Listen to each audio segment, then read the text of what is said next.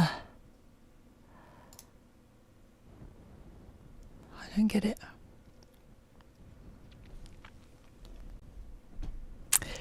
Okay.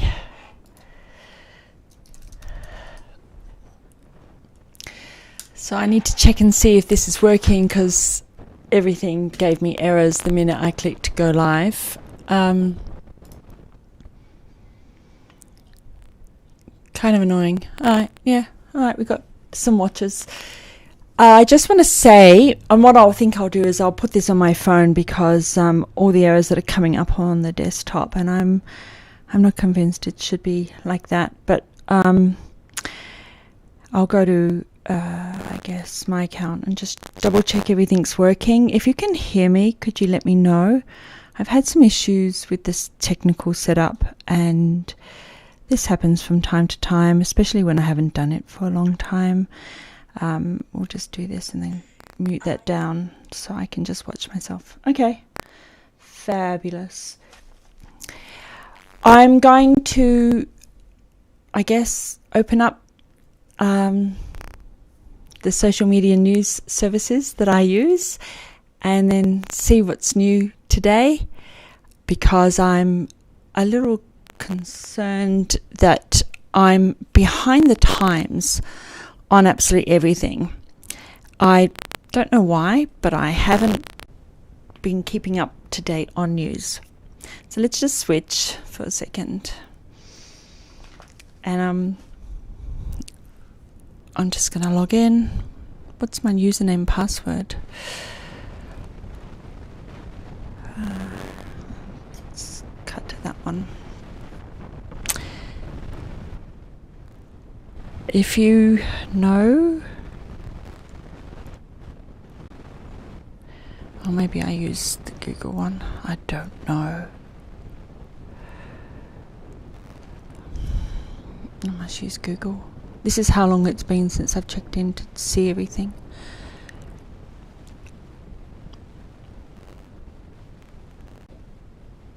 I'm just wondering if I switch to picture in a picture. I think I've got a green background. It's not very nice. Oh well, never mind.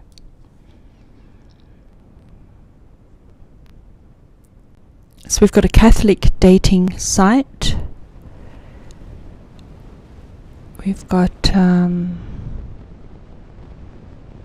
lots of stuff on COVID, which I don't really want to cover at the moment.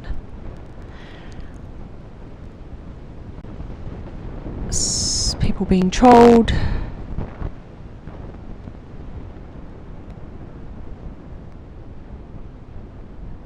don't want to go through YouTube. Let's see what else there is in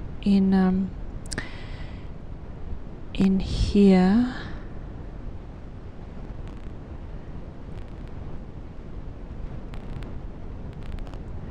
Australian MP on conspiracy theorist in court, but experts don't know where to begin with online battle. So I was recently asked to participate in a court case as a social media expert that had to do with it was a case, I think, against one of the platforms, and about invasive, intrusive ads and how ads are being used. But I could tell from the questions that the lawyers, I don't want to go into who they are, what's going on, had absolutely no idea how big data is actually being used in the ads. And I realised that there was no suggestion that they would pay me as a consultant, and those kind of things, from what I've heard from other people, is that they were time suck.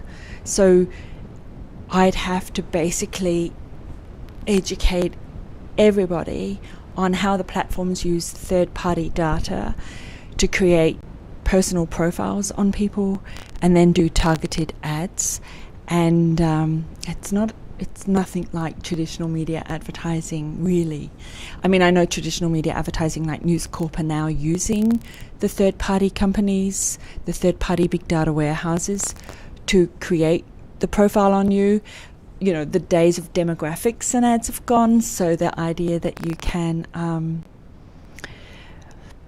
profile someone as, I don't know, a young family living in an urban area and that's it, that's gone. It's now, you know, they eat lean cuisine and they smoke cigarettes 4 times a week and they buy this sort of alcohol and they shop at Aldi and they like to take the kids to these type of films and this type of theme park, and it's really specific. So it's not like, oh, these people watch Netflix. It's they watch horror on Netflix, or they watch children's movies on Netflix, like they watch Tiger King, or they watch Miss Marple Murder Mysteries, which by the way aren't on Netflix and should be, because I like them. So I decided not to get involved in that case. But anyway, let's have a look at this one. Yeah, I'm happy with the Guardian seeing stuff. Sorry, I'm yawning. I'm just a little bit tired, and I washed my hair this morning and I have no idea what it's doing. Before I move on, let me check the chat. I'm not seeing anything.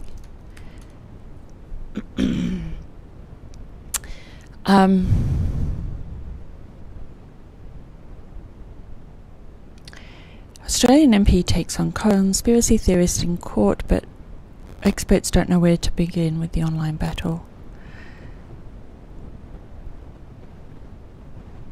Yeah, so this is less about the intrusiveness of ads, but how the psychographics, the third-party big data, is being used to profile people so that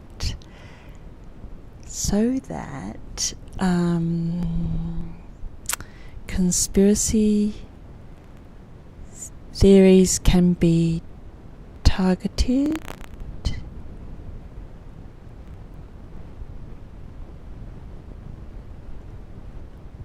Okay, so it's against an actual conspiracy agitator who's using the algorithm, you know, as a social media marketing expert to deliver her messages.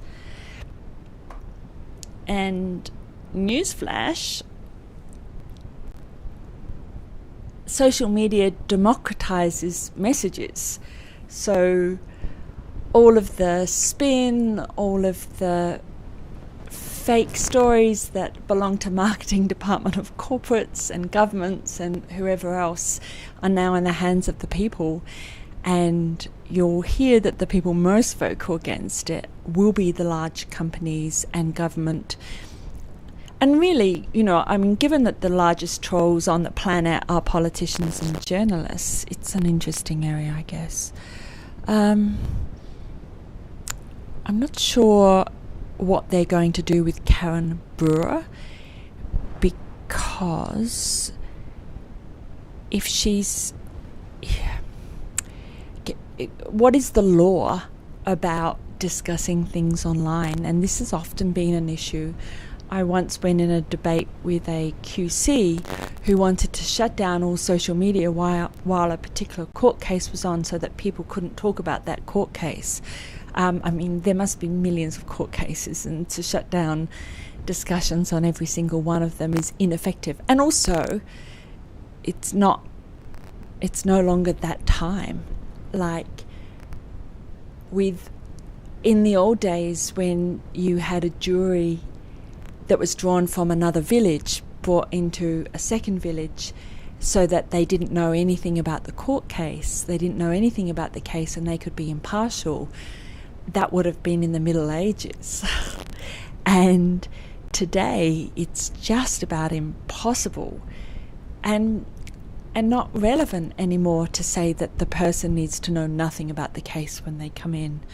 And I personally would rather be tried by 12 jurors that had kept themselves informed and had some expert knowledge, rather than complete strangers who are like, no, I don't watch the news, no, I'm not interested, because I think you're going to be digging the bottom of the barrel today. I'm not on social media, I don't watch the news, I don't know anything about it, indicates to me somebody who's completely disconnected from the community. So not a legitimate feature that I would want in a jury, but hey ho, maybe you guys are different, I don't know. Let's see what else we've got here.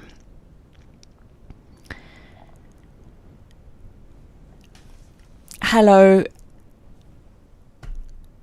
I just want to say hello to, there we are. Hello to Elizabeth. And the other people that are watching. Doesn't come through on my multi-stream account. I have to look at each individual account.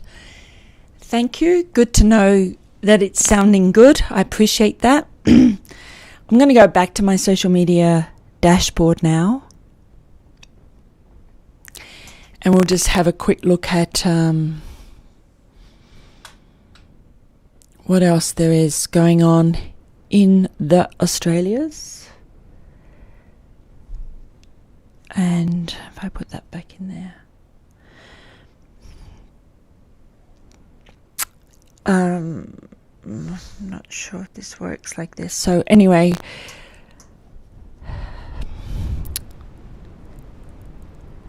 it gets a bit annoying with my searches. I've got to really fix them, because I want my dashboard to show me actual social media things that are happening in Australia, not what people are talking about on social media. So things like the Catholic Singles site is a social media platform. It's a what would you call it? It's an online community based around peer-to-peer matches. So that to me is social media. But some of this other stuff, it's not social media. So I don't know, Google, what are you doing? Let me have a look at my Facebook page RSS feeds. Bringing Facebook into a social media dashboard is a fine art. And for the people who've been asking me, and I think Kirstine, you were one of them, I use Fetch RSS and then take Fetch RSS and pull that into my social media monitoring dashboard. No, what about government? What's government doing?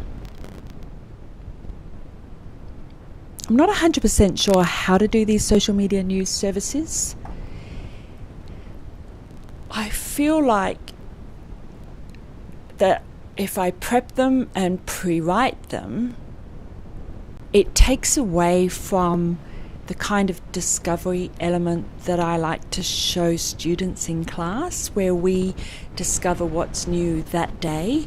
Because obviously if I prep something 2 days before, by the time it gets to the actual day, that thing is no longer showing in my dashboard, or it's not top of my dashboard, or other news is broken. So the discovery element, I think, is a learning feature. Like, how do I curate and report to clients, to organizations, to media, or whatever news that I think they may have missed, or that is critical or could become an issue. And I don't know, you tell me, what's more entertaining? Let's go back to this one. And put that back on there.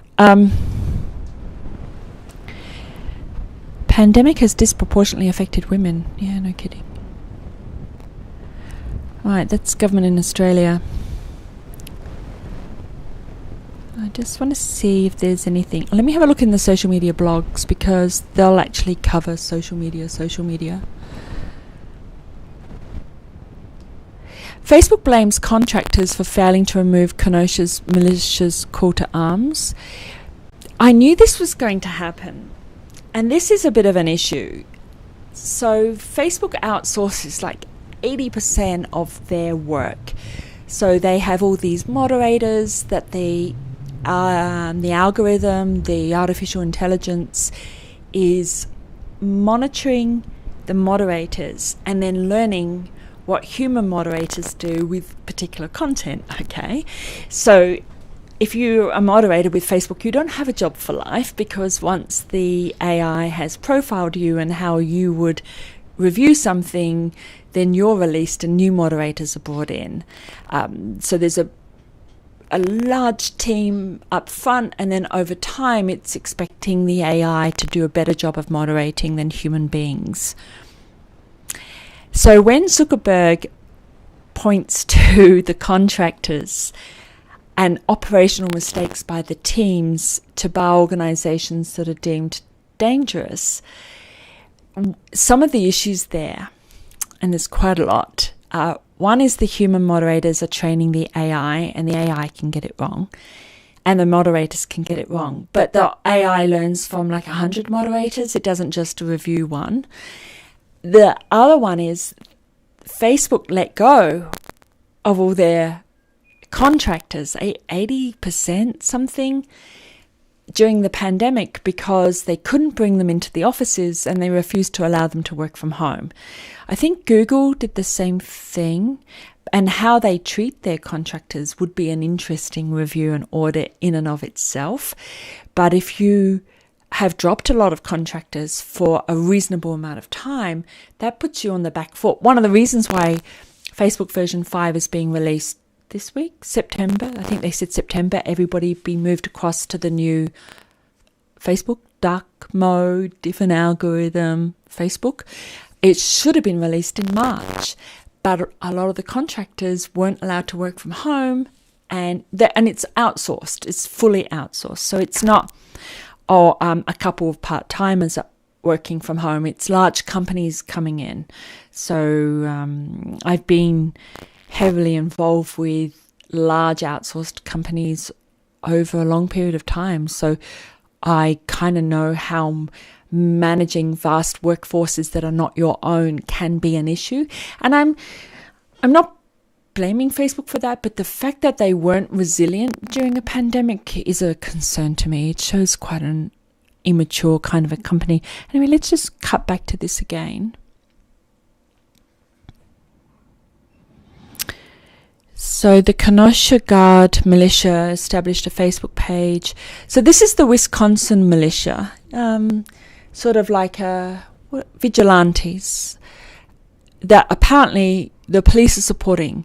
So what I find fascinating here is that you have Facebook, an American company, acting as a global police, online police at least, up against a local militia that has the support of local police.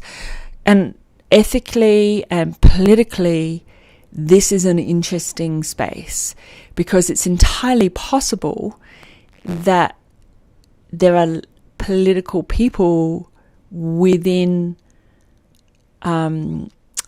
this geolocale within Wisconsin, politicians who support this militia. So now Facebook is up against the local police, the local media, the local politicians, and we have a corporate American company by the name of Facebook policing Americans. I always wince a little when I see Australian politicians saying Facebook should do this and Facebook should do that, because what they're effectively saying is we want an American corporate company to police Australian citizens, and that is not the way forward. And that's just part of the immaturity and really lack of technical knowledge by our politicians in how these platforms work and what power they should and should not be given. But yeah, don't tell an American company to police Australians. It's not a good look at all. And I would encourage companies to not be involved in the cancel culture. I don't know if you know, but a lot of the very large companies have got together and created a cancel culture for Facebook. They want to ban, they're trying to stop not only their advertising use on Facebook, but also just using Facebook in general, and they're pulling their content from Facebook. And so what we see there is large corporate companies up against another corporate company trying to direct media and social media and community conversations on issues.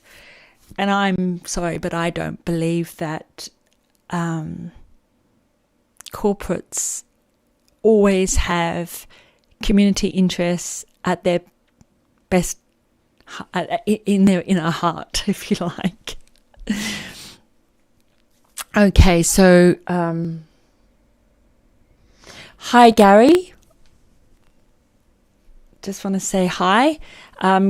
Gary, if you're interested, I'm using my Blackmagic A10 Mini Pro ISO, a Sony camera, and I'm running a laptop in, but I'm using OBS to send it through to the Restream service so that it can appear on multiple platforms. Because I know that that's the sort of thing you're interested in. So let's go back to I started late, so I'm just going to do a few more little things. And then I'm going to have a coffee and dry my hair properly. You did not expect glamour on a Saturday morning, did you? Especially as we got a box of wine yesterday.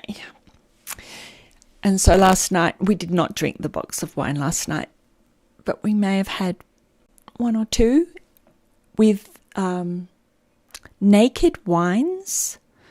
And they have on the box, get naked, which is kind of embarrassing, but never mind. But they send you, I think the wines are $3 each, but they're new young wineries. And they send you through, I forget now, 9 wines or something each month. And you can cancel any time. You don't have to have it every month. So we thought we would try it. And the wine last night was pretty good, but it does mean I'm not my usual bubbly self. Let's put it that way.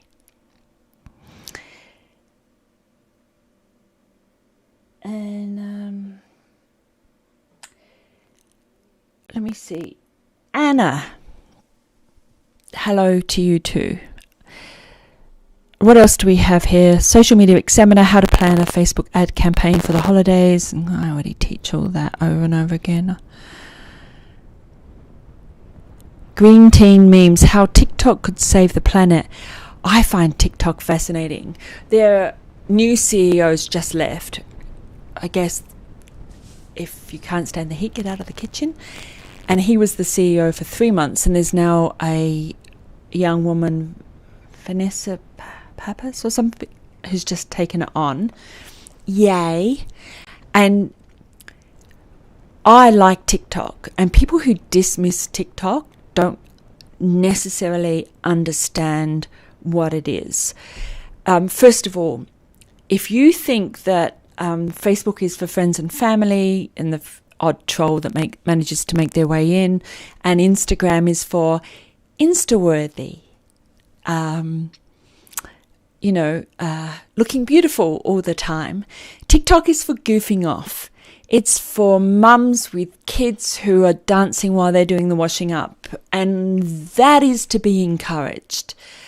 I don't need the flexing that happens on Instagram. I need to see people singing to I Will Survive, the Gloria Gaynor classic, and dancing goofily to things. So TikTok I love for that.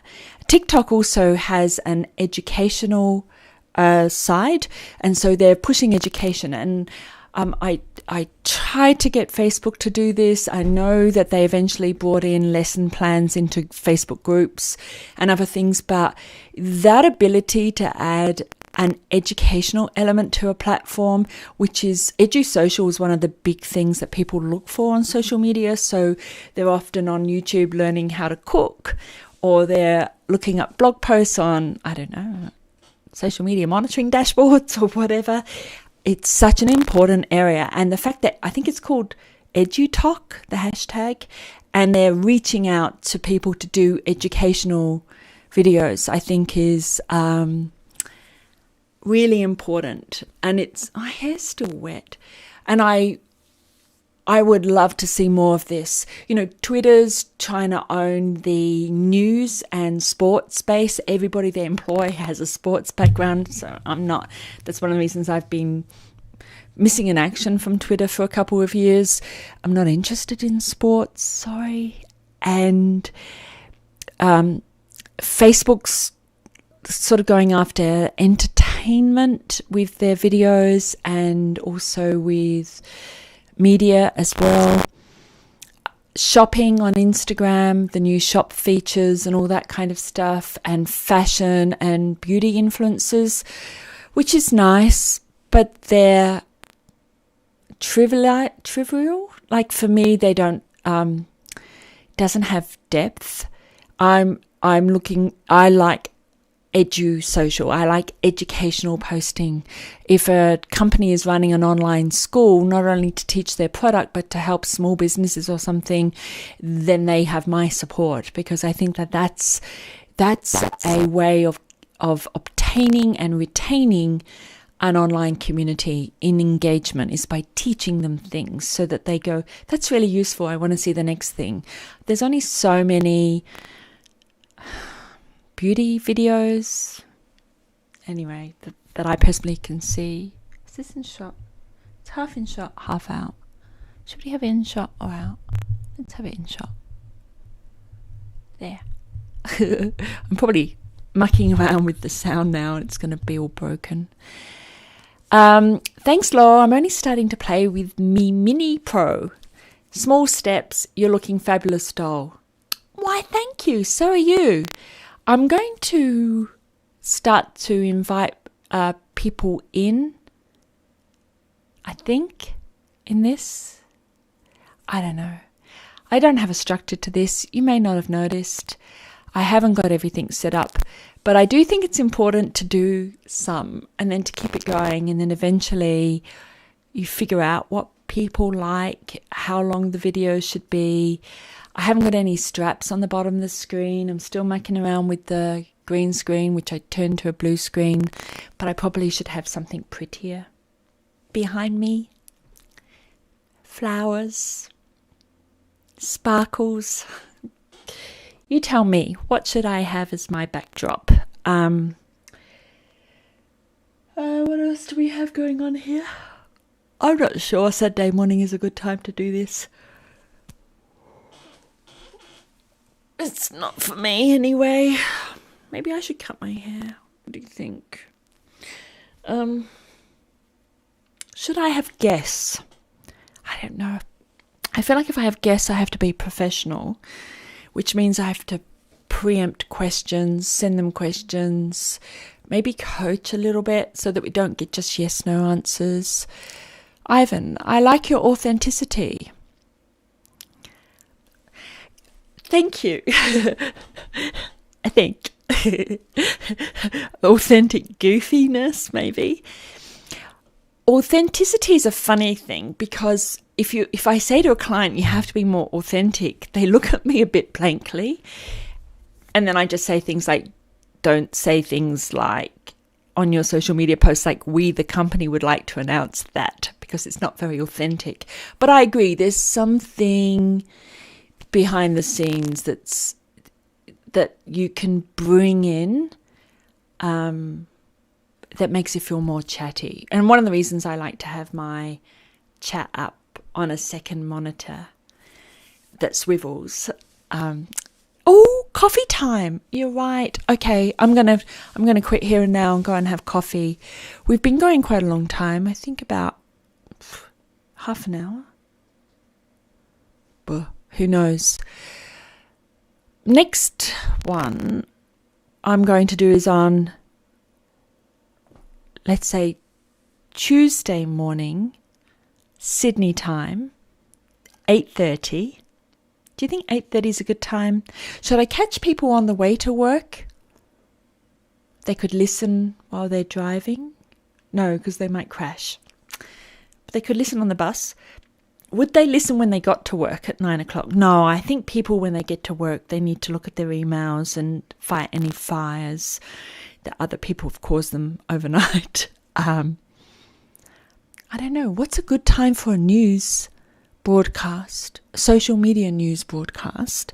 I'm not interested in covering earthquakes or anything unless it pertains to community engagement. It's not that I'm not interested in those things. I think, though, there are plenty of news shows that cover that already. Do you think a lunchtime program? Maybe The Late Show with Laurel Papworth. I've got no idea. If you're watching this, please let me know. It needs to be natural, and you have done this. Yeah, even though there's a fine border between natural and unprofessional, and I think I've got a foot in both of those camps currently. 8:30 a.m. is a good time. Saturday and Sunday mornings are great. I was thinking of Sunday mornings because then people could get a coffee and just climb into bed with me. No, I mean, they could stay in bed with a coffee and then watch me in bed. No, you don't want to watch me in bed. You know what I mean. See, Ivan, that's what I mean by unprofessional. Authentic and natural on one hand, edging towards naughty and double entendre kind of accidentally on the other hand. So I'm not sure about that. All right, gang. I'm going to love you and leave you. Have a coffee, have a brownie or something. And let me do one tomorrow morning. Sunday morning, 8:30, because I want to see how the traffic changes. Now, this is impossible with algorithms because you have to do things on a regular basis so that the algorithm starts to learn about audiences. I think it takes 14 days anyway. But we'll do it tomorrow morning and see how that one goes. Only Garys are allowed then. On that note, other Gary, all right, how do I quit out of this? I don't think I do it on that. I think I have to do it on OBS and say, stop streaming. Yeah, that's it. Oh, seeing myself close up and I do look tired. I think I'm going to have to wear my glasses today. These are not prescription. They're for screens, but when my eyes look red and tired, I wear them. All right. Love you and leaving you.